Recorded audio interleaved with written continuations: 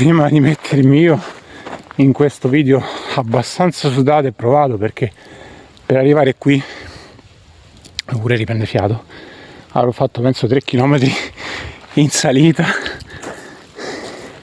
su terra lavica per vedere questo, cioè ero curioso di questo, cioè il danno che, guarda questo tronco qui, questo come è rimasto, cioè sospeso qui per esempio, cioè non è attaccato, vedi, non è attaccato, è staccato dal terreno ed è poggiato appunto sull'altro ramo degli alberi. È lunare comunque questo posto. Dicevo, sono venuto a fare una passeggiata da queste parti perché ero curioso di vedere com'è ridotto tutto questo. È stato molto faticoso raggiungere questo posto, però gli alberi qua li vediamo, cioè li vedo verdi ma anche bruciati, quindi forse qui è il punto dove i vigili del fuoco sono riusciti a spegnerlo in tempo l'incendio. Ma guardate questo albero quanto è inquietante, spezzato poi alla fine dal peso stesso di sé, appunto. Questi sono altri alberi venuti giù, ma che mallepro, guarda che roba, cioè guarda questo tronco tutto pieno di furigine, guarda che roba, aspetta che metta a fuoco, eccolo, è inquietante, veramente inquietante. Adesso io con il drone, è quello per cui mi sono fatto tutto sto giro, volevo provare a raccontarlo, questo posto, questo disastro, perché questo secondo me è un disastro naturale, volevo provare a raccontarlo con il drone che si infila nei pertugi, quindi con Sandrino.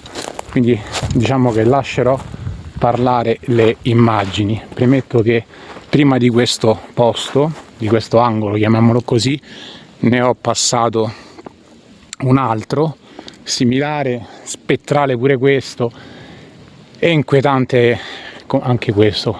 Cioè guarda questo albero, mentre parlo lo stavo guardando, è rimasto praticamente 1, 2, 3 soli. È qualcosa di allucinante.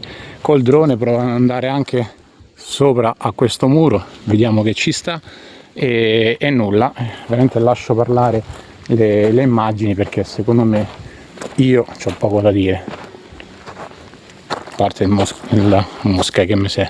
Quindi adesso decollo e monto le immagini qui e le immagini di un punto un po' più a valle, perché poi è inutile che vada avanti, continuo al bosco, ma obiettivamente la cima del Vesuvio, il cono, sarà altri 4 km a salire, ma quindi no, non ce la faccio.